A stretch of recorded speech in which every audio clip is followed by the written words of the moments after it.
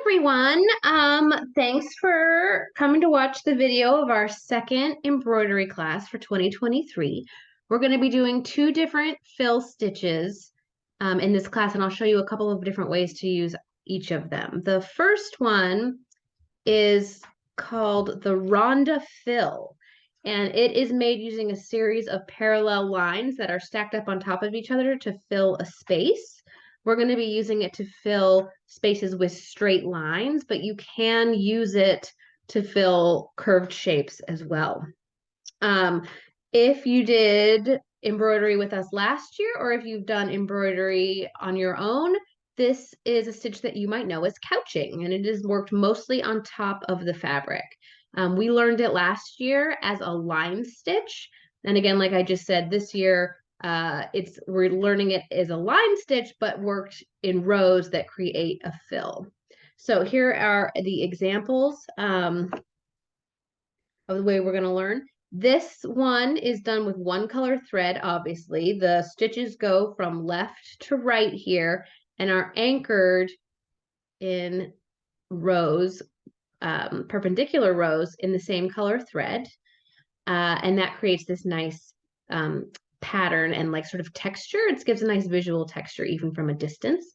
This one here is the same exact stitch, but the difference is that it was worked in two colors of thread, obviously. The stitches are worked from bottom to top, top to bottom, and the anchor is done on these rows here that you can see drawn, but in alternating on alternating lines so that you get this sort of basket weave or checked pattern. And then you can also work this stitch in concentric circles to create a rounded, a circular fill. So let's get started and I'll show you how to do those. So here I go. I'm going to do this over here. So I just want to show you again, your stitches are worked from one side to the other and your anchor stitches are done in parallel rows. So what you want to do first is mark your shape. So if you are working with the house that was on one of the drawings, this is the simplest shape to work this stitch in.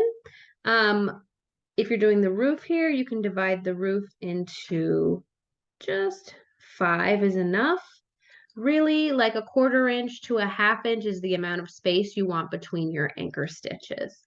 If you want to do the basket weave pattern where you alternate your anchors, you want to have your anchor rows drawn closer together because you're only going to be doing every other one. So this actually will be the same distance between our anchor stitches. And those anchor stitches create a visual pattern, but they also keep the stitch in place. So you'll just want to draw those across your entire space.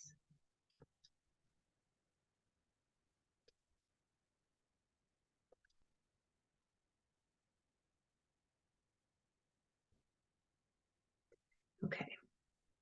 If you're doing a circle, and we'll go over that later, but while I've got my pen out, I'll just go ahead and draw my anchor lines. My anchor lines are going to get drawn in a radial pattern coming out from the center.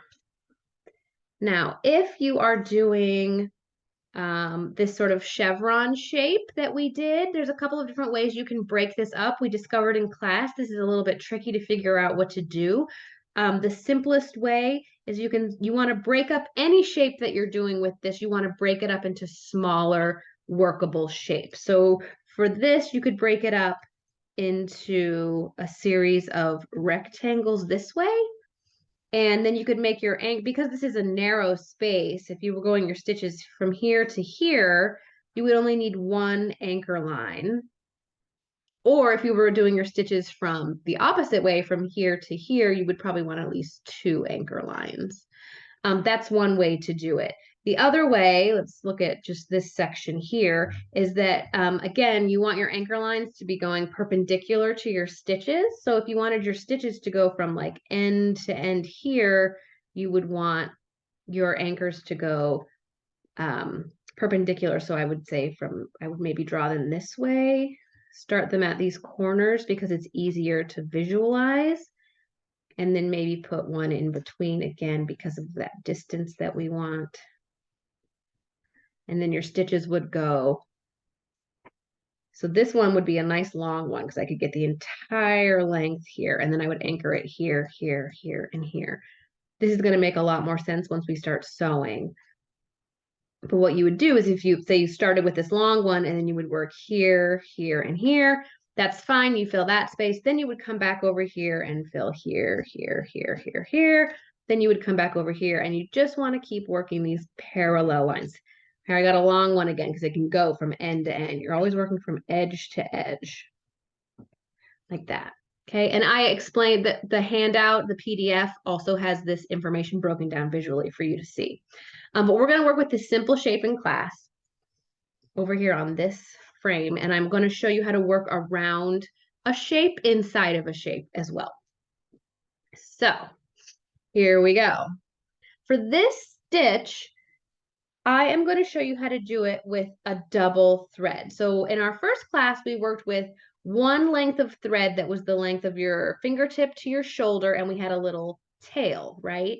For this one, the entire thing is a double length of thread that's the length of my fingertip to my shoulder. And I am going to knot this in the end and come up from the bottom. If you liked doing that no knot method where you weave your thread in across the top and then come back out from underneath, you can do that here. I am not going to do that for the video, but there is instructions on how to do the no knot method in the first video. Okay. So I'm going to go ahead and work this in the house shape, in the wall of the house, so that I can show you how to work around this heart. So my anchor lines that I've drawn, remember, are perpendicular to my stitches. So I'm going to pick a corner to start in. It doesn't matter. I can start at the top or the bottom. I'm going to start at the bottom.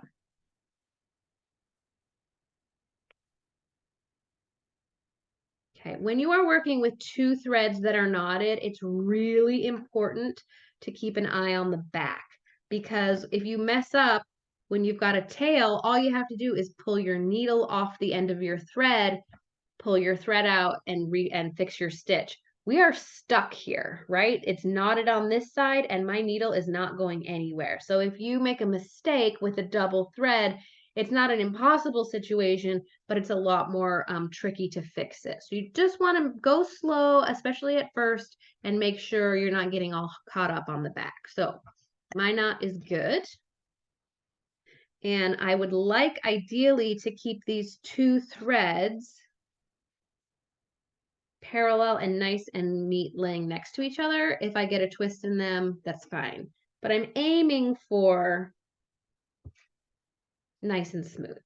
So I've come up at the bottom corner. I'm going to go down in the top corner.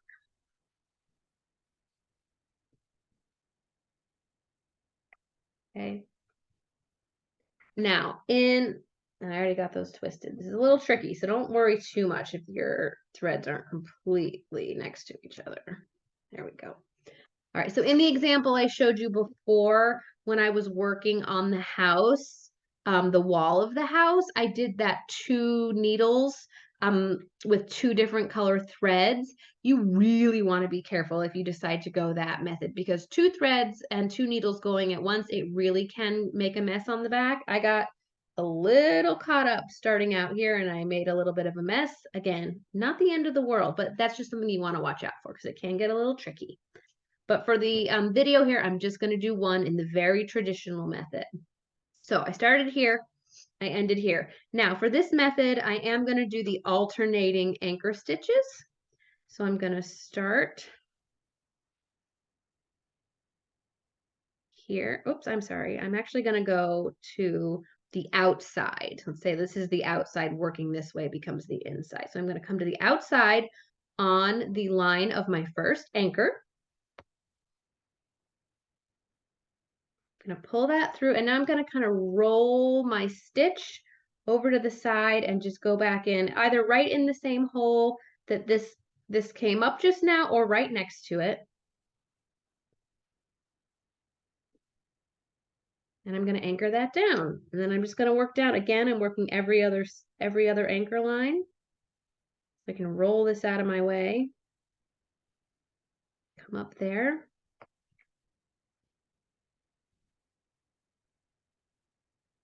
roll that over, go back down the same hole. Anchor that in place with a little loop. Check this out, looking good. All right, I'm gonna just keep going every other anchor line again. Roll this out of my way. Oops.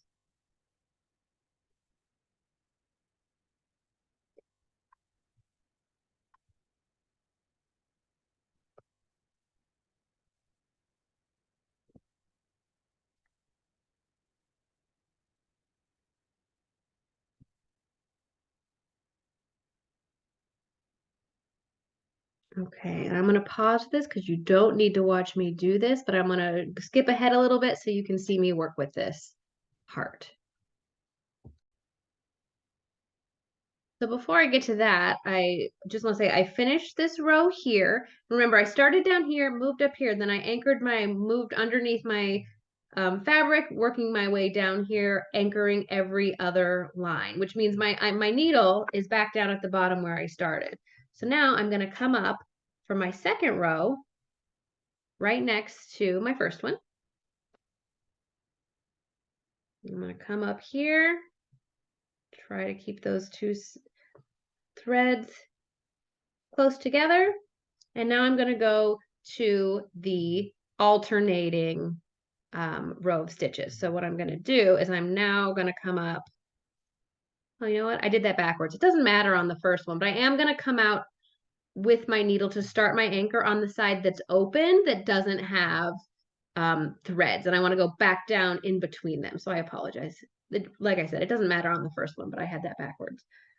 So I'm going to roll that over so I can see my line and avoid like going through my threads.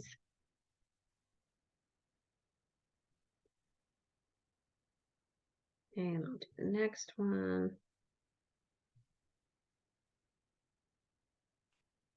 Want to really come up pretty much underneath that, so it really helps to roll it over. And again, roll it over to the side. And so you can see that my anchor stitches are alternating. Okay, now I really am going to move ahead to that shape. Okay, so I was able to get 3 full rows sort of before this heart shape started. Now on this 4th row, if I were to go all the way, oops, I caught the end of my knot. I'm always keeping an eye on that. Okay, if I were to go all the way to the top, I would cover up the edge of my heart. So I'm just treating this like the top of my shape. So now I'm just going to come in here on the line of this heart shape. But other than that, I'm doing everything exactly the same. I'm going to make sure that I'm doing my alternating anchor stitches.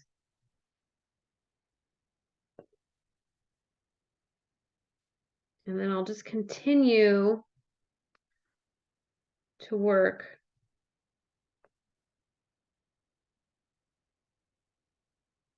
to the edge of that heart. So now for this next one, I'll come here and continue to alternate. And what I'll do is I'll work around row, and I'll come up. And when I get over here to this, once I get over here, I'll have about 3 stitches left. I'll work again to the top, to the top, to the top. And then you don't even need to worry about knotting off. You can just come over here and you can either work from the top and go down to your heart, or you can start coming up on your heart shape and work up here, filling however much space you have left. Okay, so that's how you work around a shape. I'm now going to show you how to do the circle, and I'm not going to worry about knotting this off. Just get rid of that. Okay. Oh, and when you run out of thread, you just finish the last line. You can complete, knot it off, and then start a new one as if you never ran out of thread. Okay. So I am going to grab pink. I'm going to tie a knot. Again, you can do the no knot method on the top, but for the video, I'm not going to do that. And again, with this method, it's the exact same, except that I'm working in circles instead of straight lines. And my anchoring is going to happen on that radial sort of asterisk shape. So the important thing here is a circle, right? Where do you come up? You want to make sure that your first stitch starts on one of these lines, on one of your anchor lines. You don't want to start in the middle. And for this size, again, I want to anchor like every 1/4 inch. If I was working in a much bigger circle, I wouldn't necessarily do an entire 1/4 of the circle. I would only move, you know, about 1/2 an inch around the radius of my circle. But for that means I can go in quarters. So I'm gonna go down here. I'm going to pull this and I'm going to sort of hold my finger there because I don't want to pull this all the way taut. Because if I pull it all the way taut, it's going to make a straight stitch and I want it to be round. So I'm going to leave that there. Now I'm going to come up on this other line, my other anchored line. I'm going to gently pull this until I have the tension level that I want to get a nice round stitch. And then I'm going to do the same thing. We're going to roll this over. I'm going to go back in right next to it or in the same hole. And I'm going to pull that taut. So that's my first one. You can see my little anchor stitch there. Okay. Now for the next one, I'm going to come up right next to where I went in before. I'm going to do the same thing. I'm going to go in here.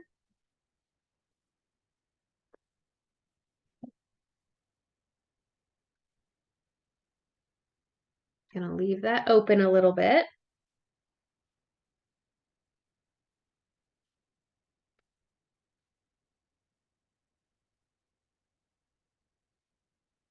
Okay, pulling that until it's the tension level that I want. I'm going to go in and anchor that. Okay, now I'm not going to move straight on to the next one now. For the second one, I've got this little gap in between, which isn't very nice looking. So I'm going to go and put in a fake anchor stitch to cover the gap.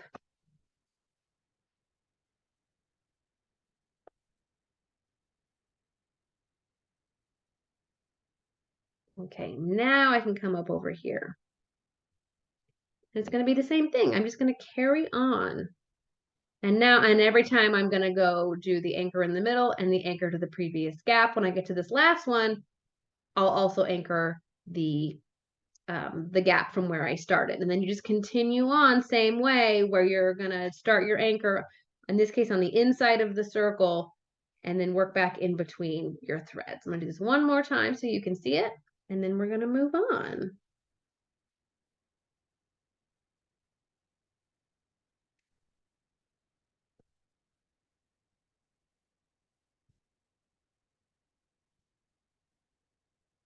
Okay.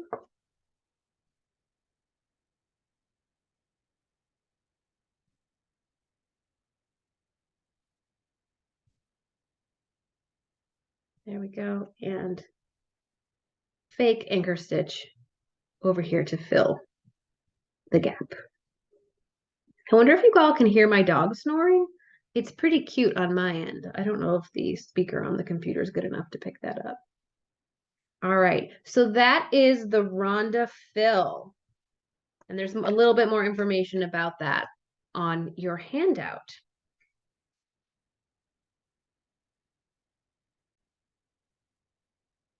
Okay, so the next fill stitch that we're going to do is called the Chuup stitch, C-H-U-U-P, and that word means full.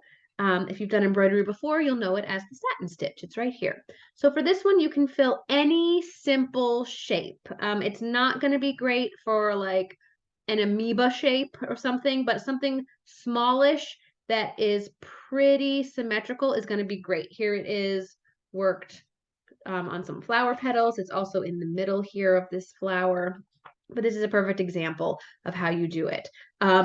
For traditionally, you're going to find, if it's a big one, you're going to want to find a shorter length. And here they started with the long end of the flower. I don't actually know how big this is.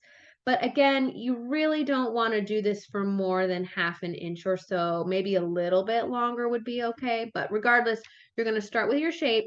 You're going to always work from edge to edge. And if you're working with a bigger shape, especially, you want to start in the middle and sort of set your angle. So you're going to do a stitch from here to here, and then you're going to wrap back around and keep working always from the same side over. You're going to work from the middle to one end. You're going to jump back over to the middle and fill the other side.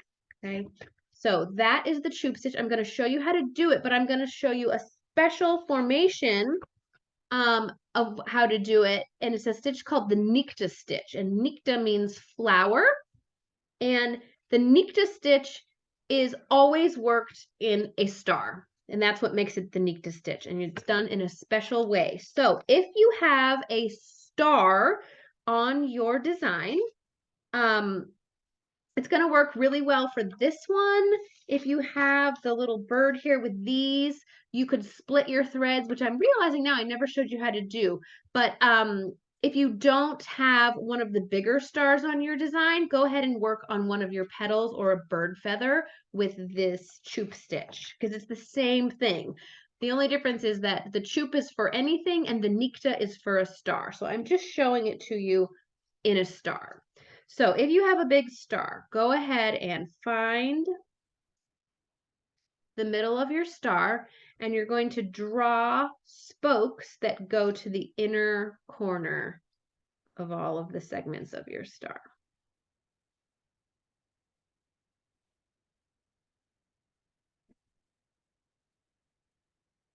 Okay.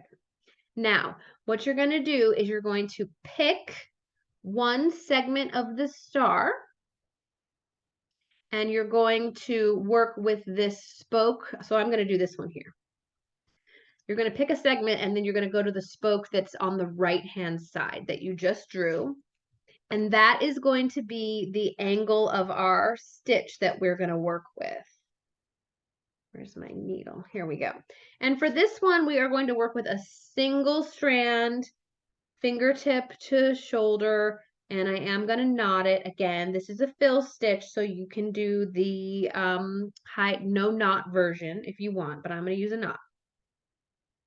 So here's my segment, and here is my spoke that I'm going to work with. Rather than start in the middle on this Nikte stitch, I'm going to start on the spoke. So my needle's coming up here. And I'm just going to go right on top of the drawn line that I just made. This is the angle that I'm going to work with for the rest of this segment. So I started here. I came to the other end of my shape. I'm just going to follow the shape that I've drawn from edge to edge. And you will do this with any shape that you are using. Parallel stitches, edge to edge.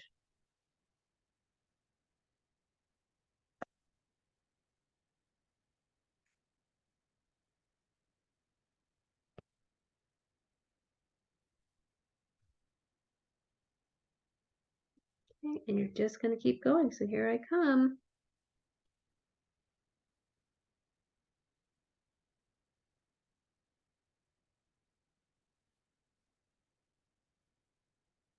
All right, we're going to skip ahead. Okay, so I'm nearing the end of this segment. I've just got this little bit. And just like with our first class, when we were learning the Tenanga stitch, you just sort of have to decide when you like the end of your shape enough. I'm going to try for one more to get a sort of a point, a visual point. I don't think, there we go. That's pretty good. Don't think I can do much better than that. Okay, so once you've done the first segment of your star, you're going to move one to the right or the left, but I'm going to move to the right. I'm going to show you a nice way to do that underneath. This is the tail of my knot stuck under here. If I don't want to just jump all over here and have this big thread on the back, what I can do is I can, let's see here, where am I going to start? I'm going to start right here. Okay, so what I'm going to do is I'm going to run my needle under these threads, but without penetrating my fabric. The needle has not penetrated the fabric. I'm just going to run this over here, and this is just going to keep this safe. I'm not going to have a big thread running across the back here that can get caught up and stuff. And I'm going to use my scissors and get rid of this little tail here a little bit.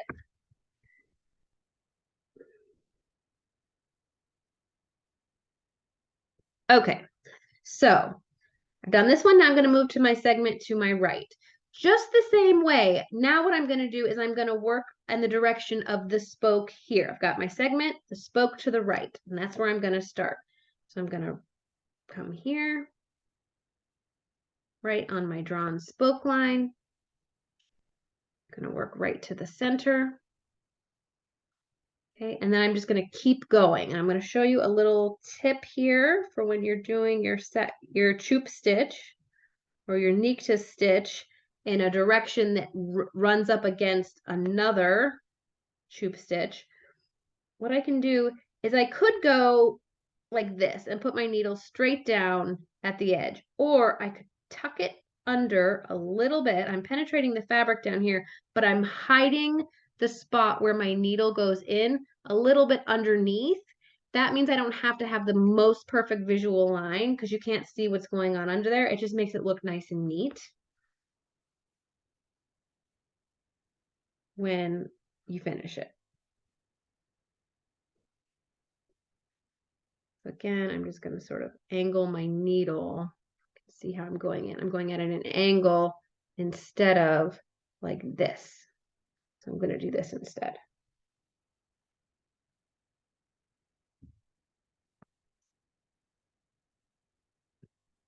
Okay, and I'm just going to keep doing that until I fill the segment. And then when I finish this one, I'm going to move over to this one and I'm going to work on the angle of this spoke here and fill over and over and over. And so you get a really nice texture where each segment is filled with threads that are perpendicular to the ones in the segment next to it. Let's see here. You can see a little drawing here where the threads are perpendicular. So I'm going to show you how to split your threads, and I apologize for not showing you that. And those of you that have a tiny star can do the same method. If you have a little one like this, it's kind of hard to see, but you can work with fewer threads. Not every stitch that you do is going to be happiest with having 6 full threads. These types of stitches were traditionally worked on clothing and were meant to be seen far away and were done in big segments, but that's not always the case, and it's definitely not the case for us on our little 6-inch hoops. So I'm going to pull this thread out and demonstrate how to split threads. So you know that this embroidery floss is 6 threads that are twisted together. I'm going to go for 3 and 3. You can split these any way you want. You can go for 2 and 4. You could go for 3 sets of 2, 1 and 5. It doesn't matter. I'm going to go for 3 and 3 because that will give me, I can work with both sections on the same piece because they'll be the same. And you really can't tell a difference between 2 threads and 4 threads and 6 threads. So I pulled those apart 3 and 3, and then I kind of, these threads are twisted, so you kind of just want to untwist them like that, stick your fingers in, and continue to untwist.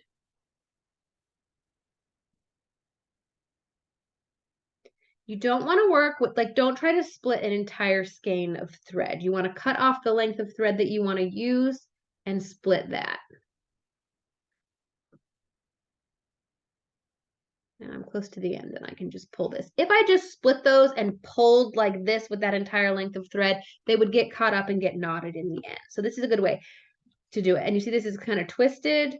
This naturally wants to retwist itself. So just gently kind of straighten that out.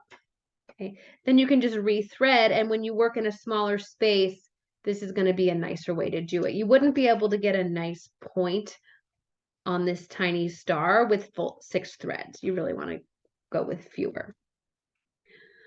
So that was both the Chuup stitch and, in the case of the star broken up into the segments, the Nikte stitch. And I think that's everything that we did in class, with a couple of little bonus elements. Like I said, there's some extra information on the handout about how to work with complicated shapes with that first stitch, the Randa Fill. So put an eye on that, especially if you did some lettering. Some of that can be kind of tricky. And all right, thanks for your patience with this video, and I will see you next time. Bye.